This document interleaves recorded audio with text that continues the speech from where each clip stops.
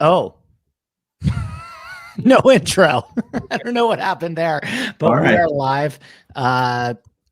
Okay. RB, how are you doing, man? How was your weekend?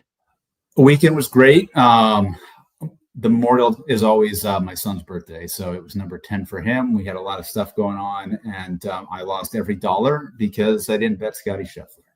Kind of same. I mean, I had some like solid runners heading into Sunday. Like I had a crazy amount of 6 of 6s. Yep. But all of the guys sucked.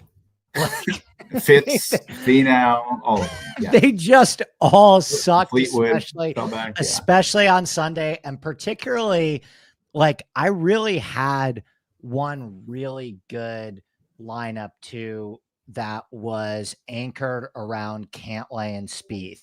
And Cantlay and Spieth were heading into the final round. They were T5. Like, they were within striking distance of Scotty, where I didn't really believe that Spieth or Cantlay could beat Scotty.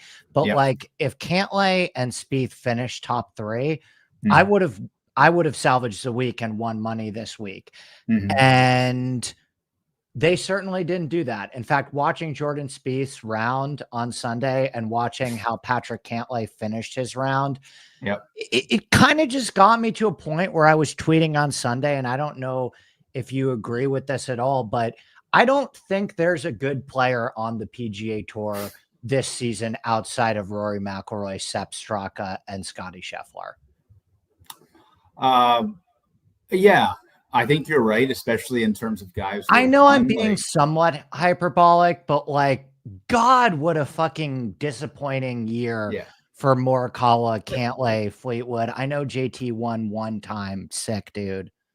Yeah, like I think that next tier, like with Xander being hurt, obviously, and not winning, like I think you can look at guys like Shane Lowry and Corey Connors, right, who have been obviously haven't won, but have played just as well as anybody outside of those 3 or 4 that you named. Yeah, I don't know. Were you on Taylor this week? I didn't really see that coming. I had some other really good sleepers, but I wasn't on Taylor or Ben Griffin. And then that was the other thing. Like, did you expect Ben Griffin to keep his foot on the gas?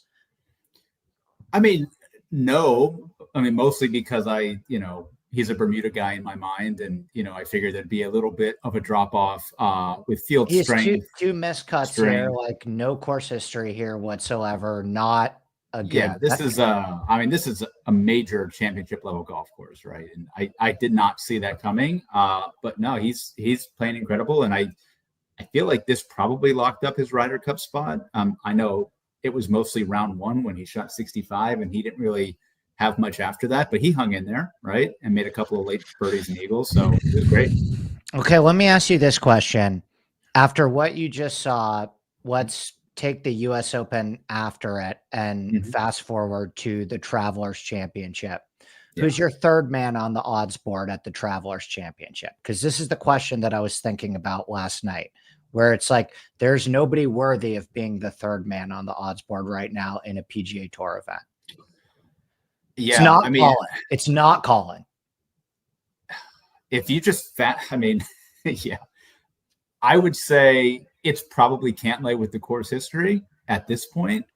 Okay, because of Travelers, I can get down with that. Yeah. But no, I mean, like for me, it's, I think eventually it's going to be Ludwig. He's going to figure out what the hell's wrong with him. But like Xander, Sepp Straka, like probably one of them. Like Xander. Awesome. It probably still has to be Xander, but Xander sucked this week. He did.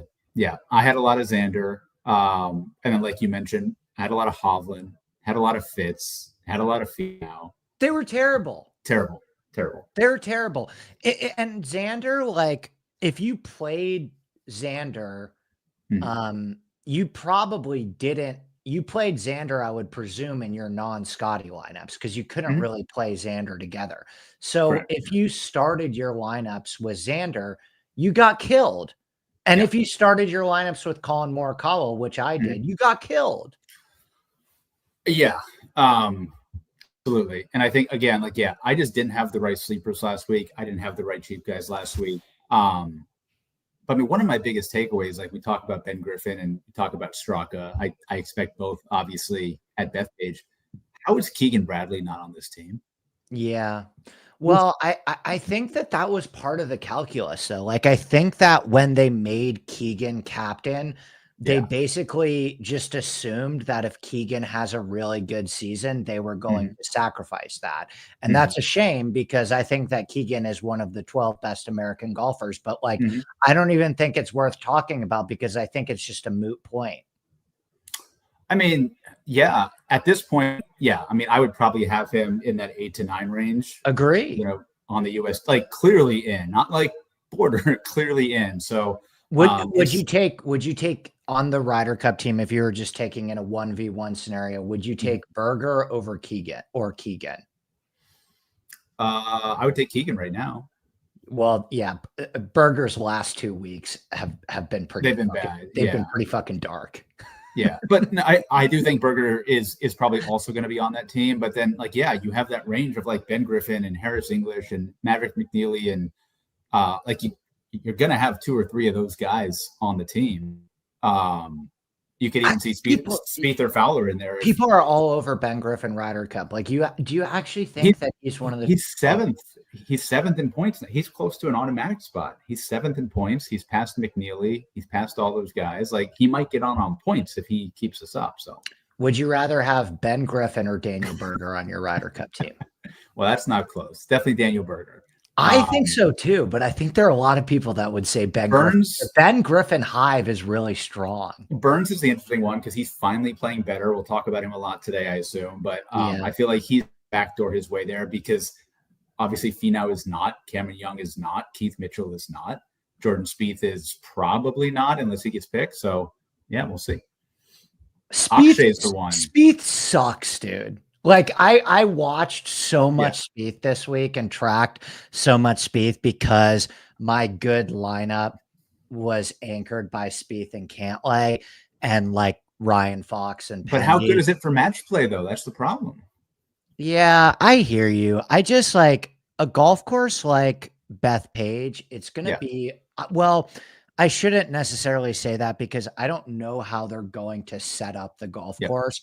And I don't know if the American team is smart enough to set up the golf course in a way that corresponds with the players that they pick to give them an advantage against Europe. Like, I don't know if they're going to have even the opportunity to do that because, you know, for every bomber that they could take, Europe could match that. And so, like, for example, Sepp Straka could have problems theoretically at Bethpage because he's not that long.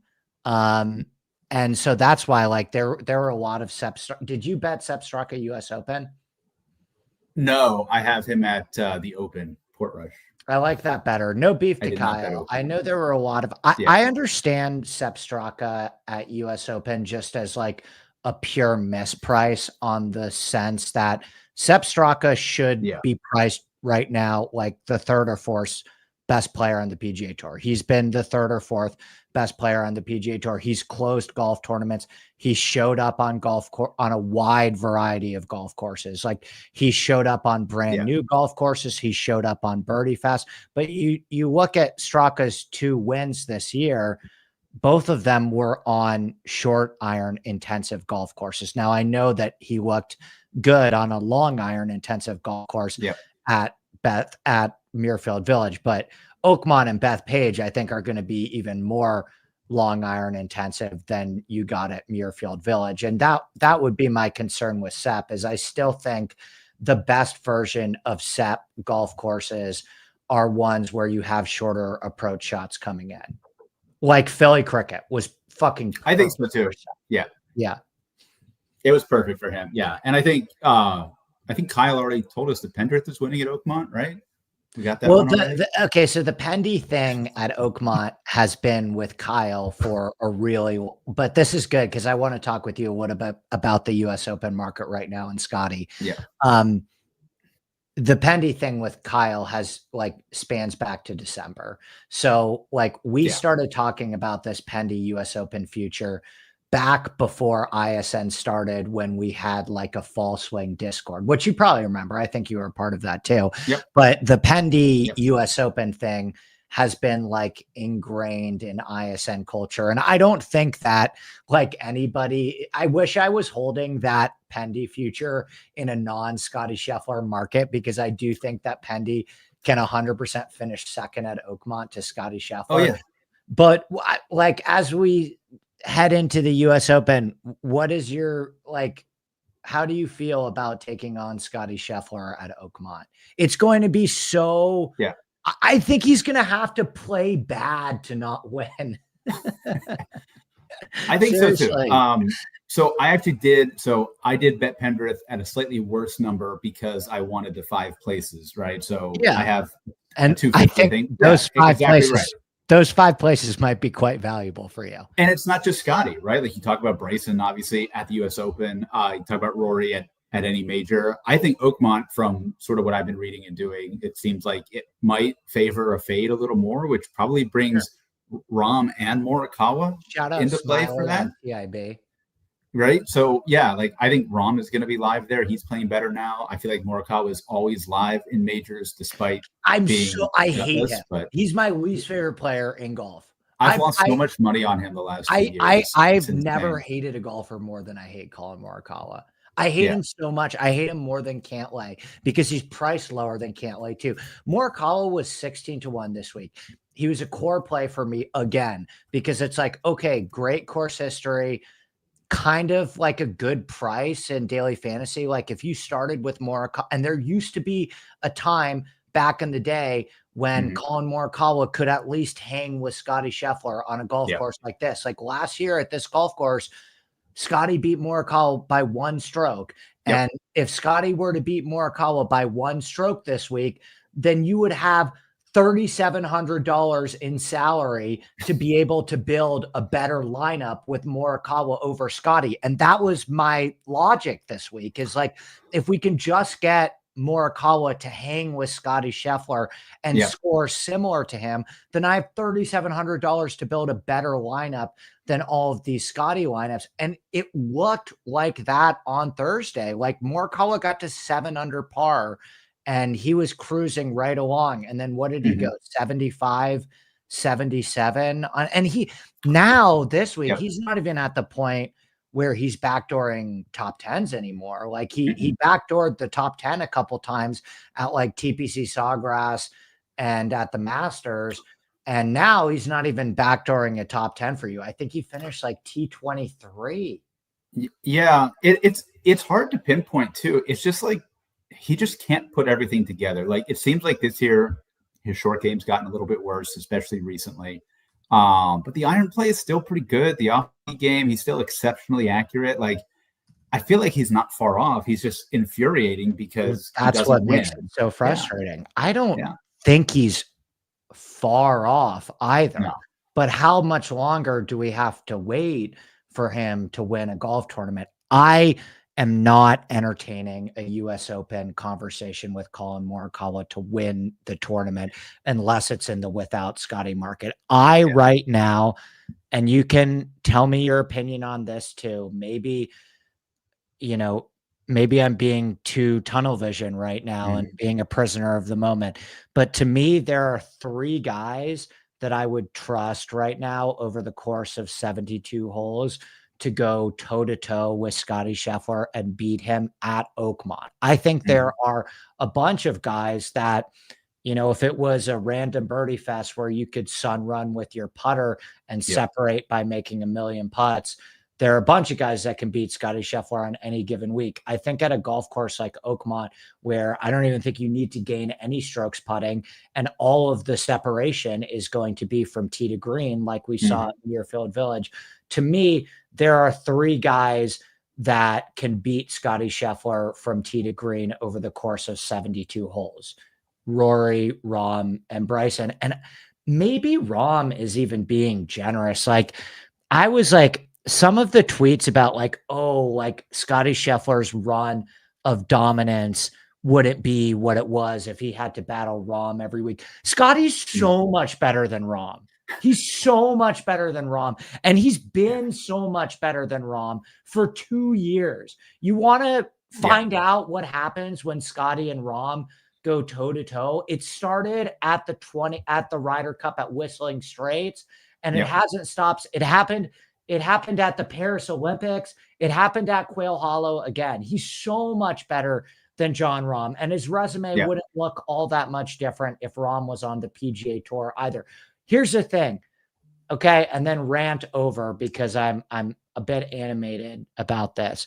The second you realize that Scottie Scheffler is one of the 10 to 15 best human beings to ever touch a golf club, everything is going to make more sense. This run will make more sense to you.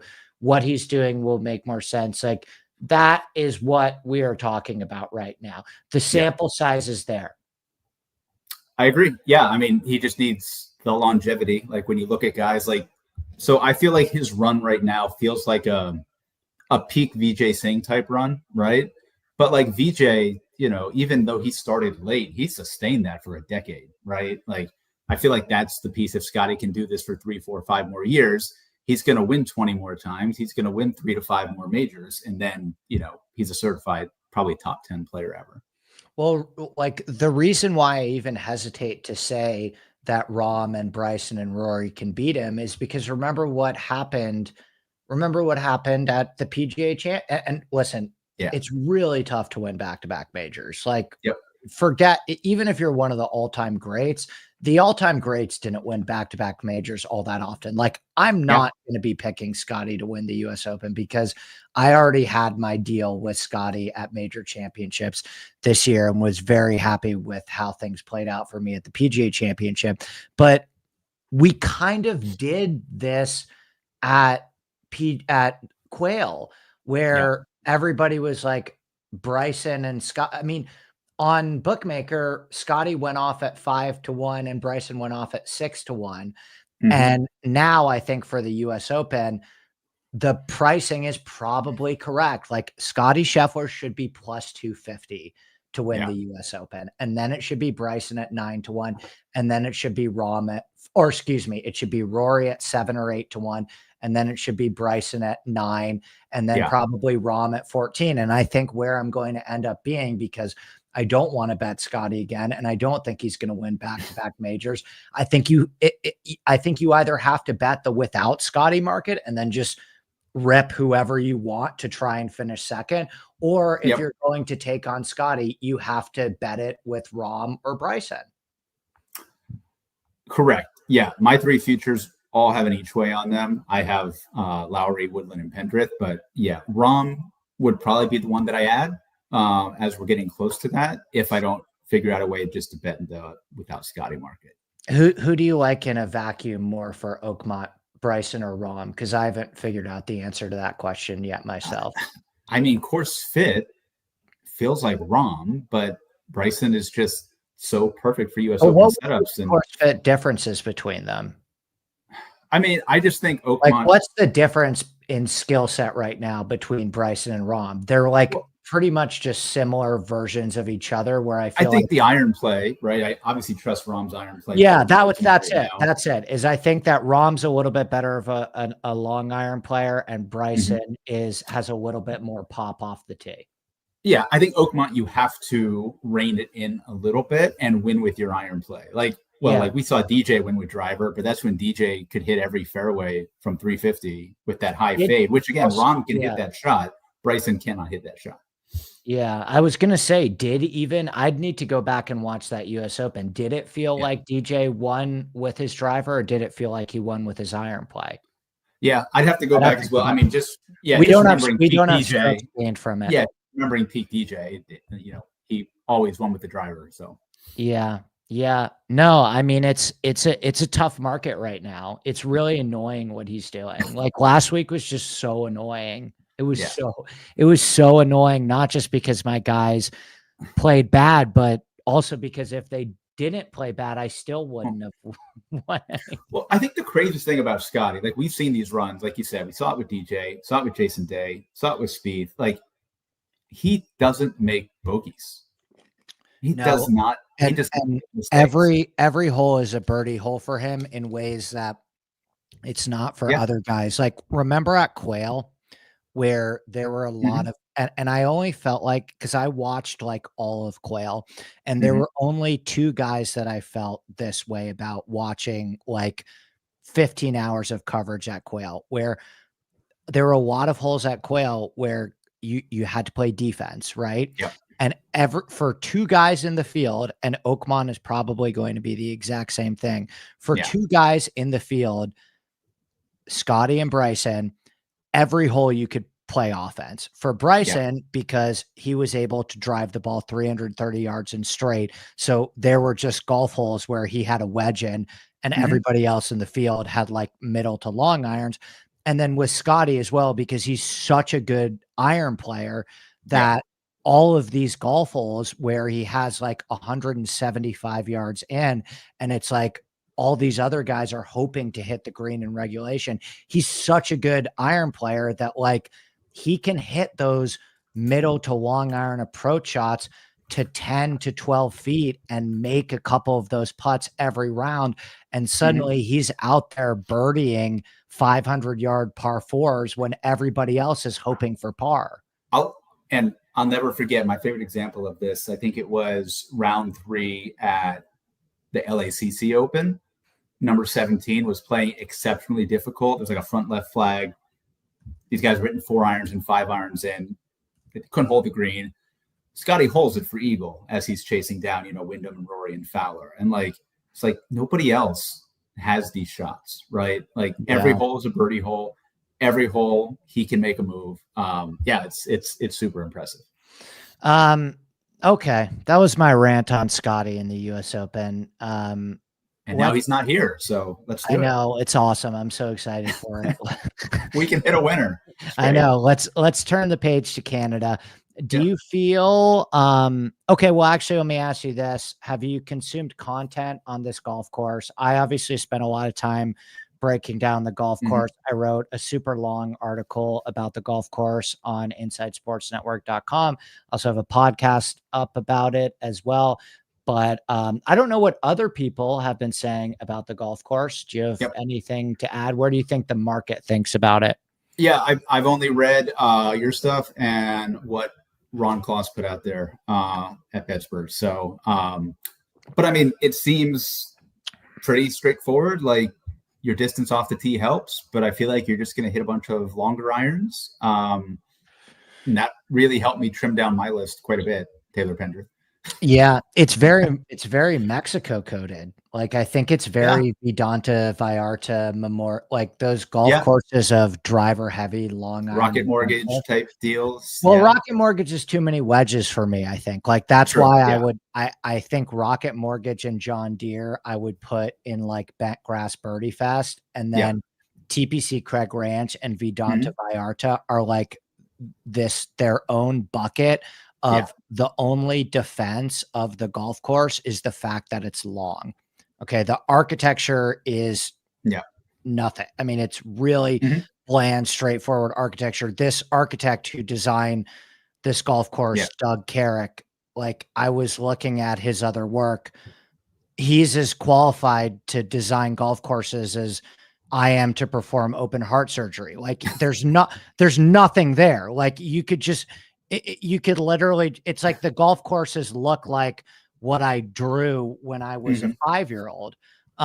There's nothing architecturally engaging about this golf course. It's just point and shoot execution. But the challenge is that you're just going to have a long iron in your hands a lot. So you're going to have to execute with your long irons. Yeah. Do you feel like there's some Valhalla in this one too? I feel like there's so much Valhalla in this one. I think Valhalla is the best reference point that you can have on this golf course. Think about it. The width of the fairways at Valhalla in here are the same width, basically. The size of the greens are basically the same size.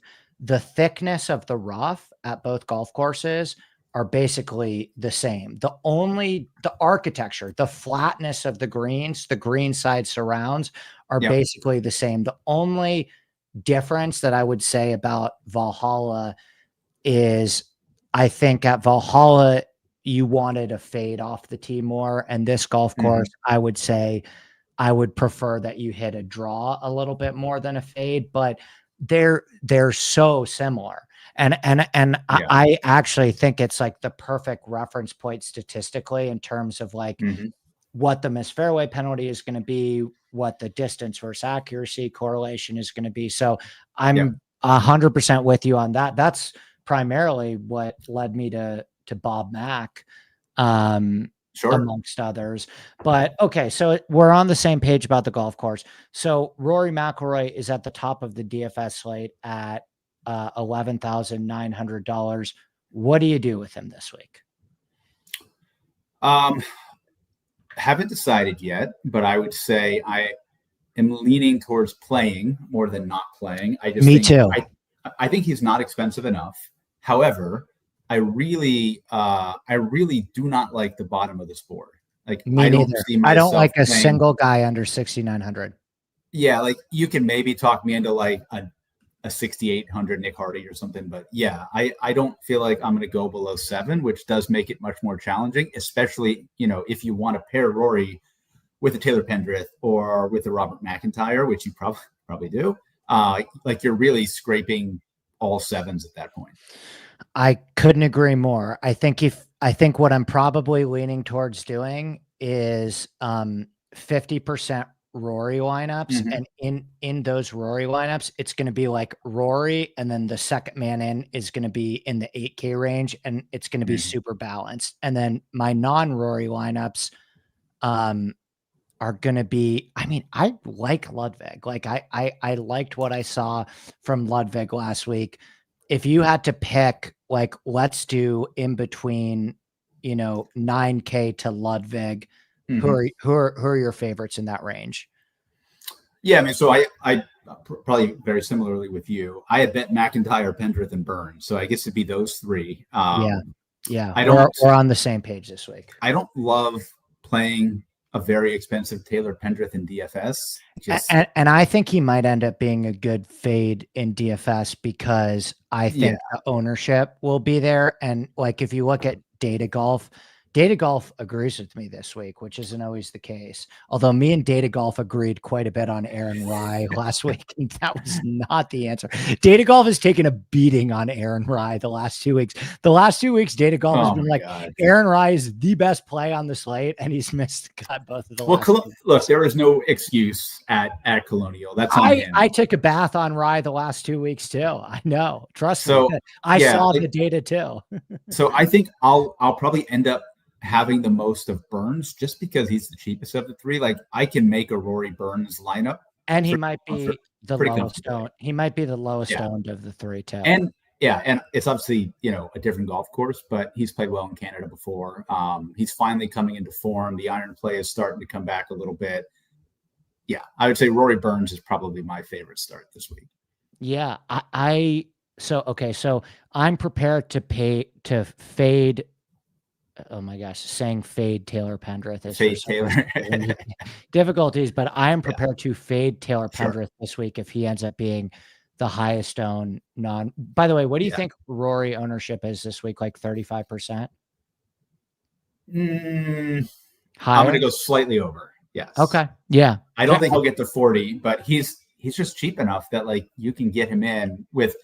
All the values are in the 7Ks like they always are. So, and the difference between Rory this week and Scotty last week is, Rory leaves you with 7.6 left and Scotty left you with 7.3 left. So you have a little bit more wiggle room this week if you play Rory. I think again, I would play Rory, 50% Rory. And in those lineups, my next man in would be a guy in the 8K range. And then in my non-Rory lineups, like if you had to rank Ludwig, Connors, Lowry, how would you rank them? Because I think I'd put Ludwig first out of those 3 guys. I think his power off the tee and combination of long iron play is, Ludwig, I just think can smash off the tee at this golf course from a distance standpoint that Connors and Lowry can't. Yeah, probably that order, same as you, Ludwig, Connors, Lowry. And I think the ownership is going to reflect the opposite of that. Like, I assume Ludwig is going to be the lowest owned of those three, despite his very strong round on Sunday at Memorial. Yeah. I didn't, I tracked a little bit of Ludwig's round on Sunday, but I didn't, I haven't even looked fully at the stats. Is the driver coming back? Like it was a little better, but the iron play was better and the short game was great on Sunday. Yeah, but the driver, it's not good. Like, not where he was last year, that's for sure. Sunday, he ranked 14th off the tee, 7th in approach, 2nd in around. Yeah, but he gained in all 4 categories. That's what you want to see. Yeah, like that was skewed by one good round. But yeah, he played well. Okay, so let's move down to the 8s. Give me your favorites in the 8s. I think there's some solid plays in here. Yeah, for me, honestly, not too much. Like I would, I trust Nick Taylor.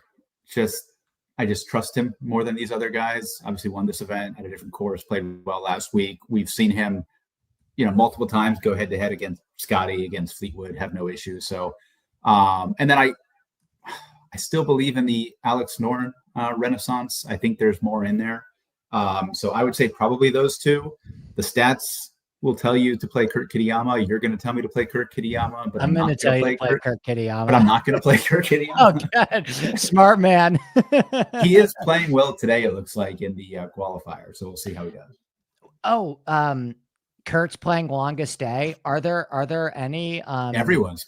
Yeah. I mean, most of these guys are playing longest, except for the guys at the top. There's a ton of these guys. Homa's playing, Cam Young, Matt Wallace, one of the Hoygards at least. Yeah. Knapp is playing. All these guys are playing.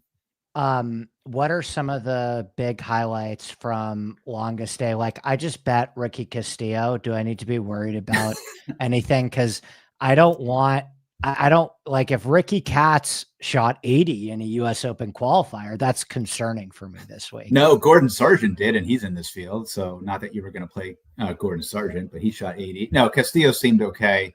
I'm interested.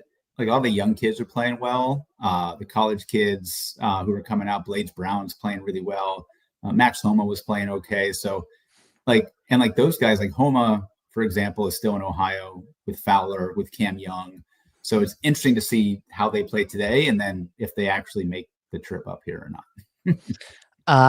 I think for 8s for me, did you get all your guys in the 8s that you want? Yeah, that's really, I'm not going to play much there, but I would say, Nick Taylor and Alex Noren are my 2 favorites. Okay. So I agree with you on Noren, not so much on Nick Taylor. I really do like Noren this week. I actually really like Thunder Bear at 8.7, and I never like him. Big price for him, doesn't it? He's expensive. I thought, like, if he was 7.6, I wouldn't have batted an eyelash. Real quick sidebar on the US Open qualifying, because he's going to be exceptionally chalky this week. Would you care to guess who's currently leading at the Duke University Golf Club qualifier? I know that golf course. Well, he's going to be chalky this week. Who would be playing at the Duke University qualifier? Alex Smalley. Yeah, he's leading. I like basically Alex playing Smalley. against. Well, it's smart because this is where the Corn Ferry event is this week. It's not at that course, but it's in the Carolinas. So he's playing against the Corn Ferry field, and he's going to get his U.S. Open spot there. So, Alex Smalley is he's on my short list of guys that I may end up actually bet. I mean, he was. Would you like to know who is Data Golf's #1 value this week? Is it Smalley? Really? It's Alex. He's ahead of Rory and Corey Connors. Yes, Alex Smalley is their #1 value of the week. So should I bet him now? I probably would. What's the best number on Smalley? Let's see. Probably 60, I guess. That's a good number. Yeah, let's see what they got here. Because they have the matrix up here. So they have, let's see, Alex Smalley. You have to scroll down a little bit for him. All right, here we go. So 75 to 1 enhanced on Bet365 right now. Yeah, that's the best because they're giving him 1.5% chance. So that that's like they want you to bet him anything over 60 or so, or over 65 seems good for him. So he's still 70 on FanDuel. I'm going to bet 75. I would take it. I'm going to bet 75 on Bet 365. I think that's a good number in Alex Smalley. I think it's a good number for him. And again, like maybe he might not show up. You never know. Like he qualifies, he might not show up, but he's their number one value and they just released it. So he's going to get hammered. Data Golf and I aligned this week. What do you know? Although again, like I mentioned, we were quite aligned on Aaron Rai the last 2 weeks and that did not work out whatsoever. I was surprised how much they liked Bobby Mack and Pendy, because those are the types of guys sometimes that, like, I personally at this golf course, I don't think short game is super relevant. I think both in degree of difficulty and volume, short game is not going to play a massive role. Their models tend to favor driving distance and ball striking. So like that's what Pendrith and Bobby Mack do really well. And that's why Aaron play and distance. Yeah. And then with Aaron Rai last week at Memorial, Data Golf correctly understands that Memorial is more of an accuracy over distance golf course. And Aaron Rai is literally the straightest player on the PGA Tour. And he still shot 10 over because golf. But okay, so I think the only guy that I would add to the 8s that I like more than you is Kitayama. I still think Kitayama has like top 5 long iron upside in this field, and I think this is a long iron merchant golf course. So like I said, who's ever listening right now, Rager at my place on Kitayama this week. Rishi's grilling, Kyle's bringing the beers. We'll be there. Beautiful. We're not renting out the Airbnb this week. Kitayama I will 100% be on Kitayama. Okay. Give me a 7s is huge, but to start walking through that. Yeah. I mean, so honestly, a lot of names that you're probably going to love. Kevin Yu, could see some Ryan Fox, Alex Smalley we talked about. I bet Rio again, so we're going to go back there.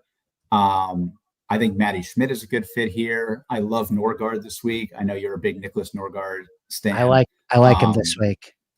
And then I actually loved EVR coming into the week, and he is currently leading the Canadian qualifier by like 3 or 4. So I think that'll boost his ownership. But I think this is a great EVR course, and like the type of guy who can spike with both the iron play and the off the tee game. So I think that's probably most of it in the 7s for me.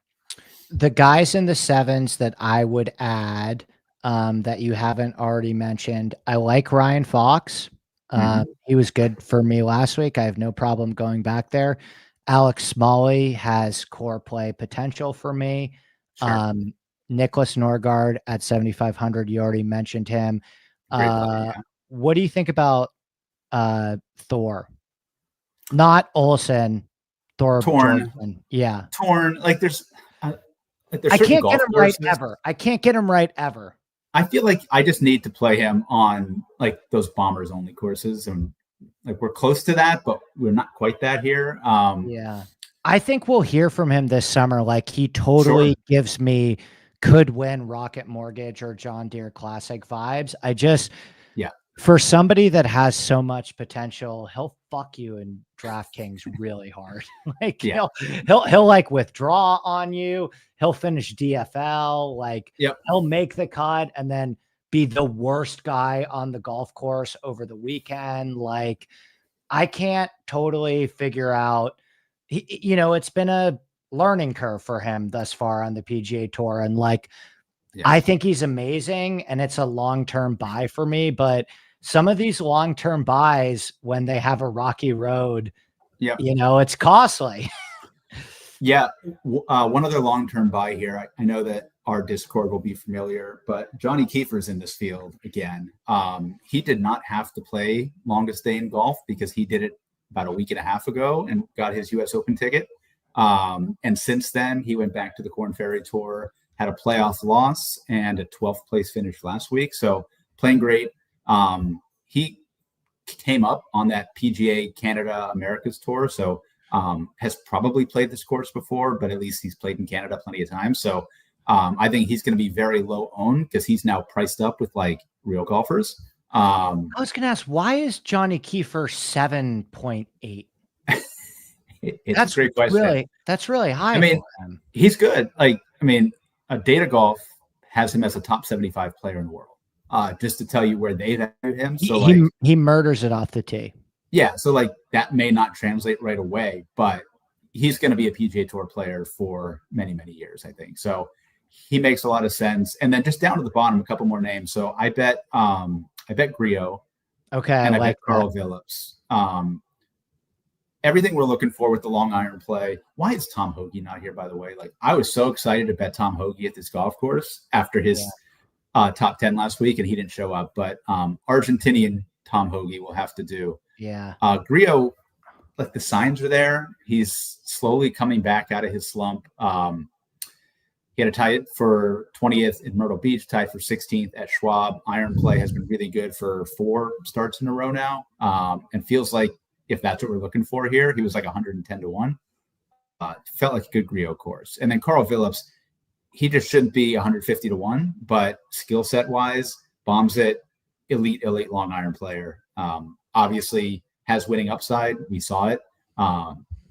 Like, he should not be 150-1 at this field. I am with you on Griot. I like Griot quite a bit. The guys that I would add that are popping for me that will probably be in my pool. I don't want to give away all the bangers, but these are some names I really like. Doug Gim, 7,300. Like, Doug Gim's one of the best iron players in this field. Ricky Castillo, obviously Ricky Katz is kind of a big ISN guy for us. I'm just a huge long-term buyer in his talent. He's got like a top 5 finish at TPC Craig Ranch as well, which is very much the type of golf course that I'm looking for here. Who else in the 7s? I think that's it in the 7s. For me, yeah. Let's finish up in the 6s. I'll tell you straight up, because there's only 3 of them that really popped for me. Antoine Rosner, Danny Walker, and Carson Young. And they're all 6,900. Those are my usual suspects. Guys. Yeah. So yeah, on paper, perfect Rosner course. It's just Rosner doesn't always translate the paper to the golf course because he has no short game. But elite iron player, plus off the tee, very accurate, long enough. I do think this course has some elements of like European parklands, water, or dog legs. So like, he should be comfortable here. I'm definitely with you there.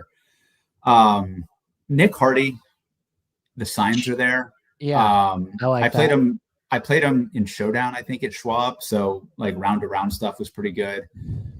If you're just looking sort of long-term form, like Adam Hadwin in Canada, not playing well, but like, I think he's just better than a lot of these golfers here. That's fair. I would say the same thing with Matthew Pavon.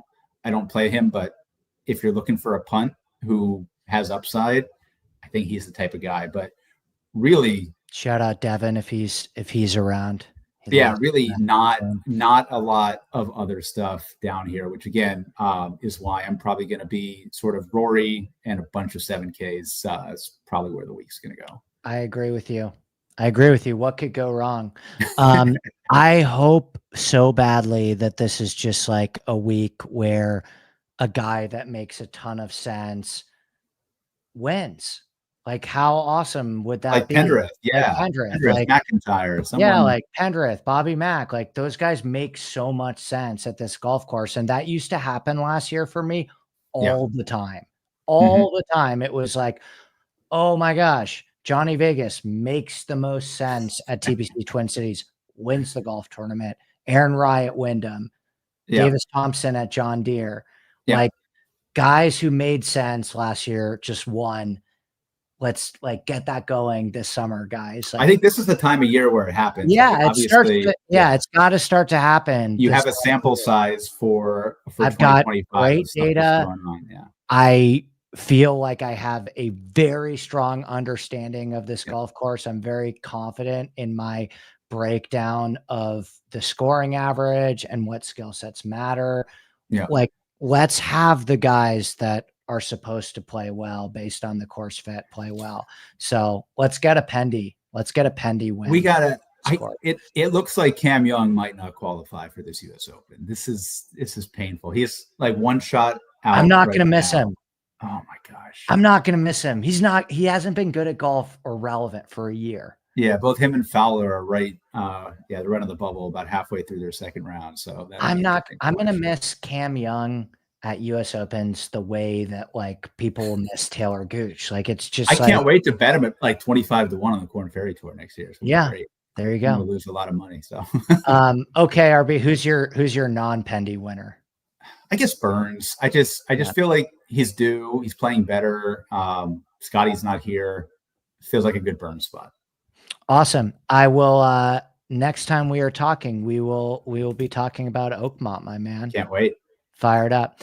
Have a great week. As always, join ISN. There's still a 25% off code. So if you're listening to this show and you want more info, a higher level of info, the guys in the 7K range that I actually do end up landing on. And as always, the best ownership in the industry. We will definitely put you in the best position this week and every week with the best ownership and the most fun community as well. Like, I think that our members are as sharp as it gets. I think it's the best community. We attract the people that care about golf courses and no ball. So if you think golf courses may matter in DFS golf, then this is the community for you. Have a great week, RB, as always, and I'll see you next week. Cheers. See ya.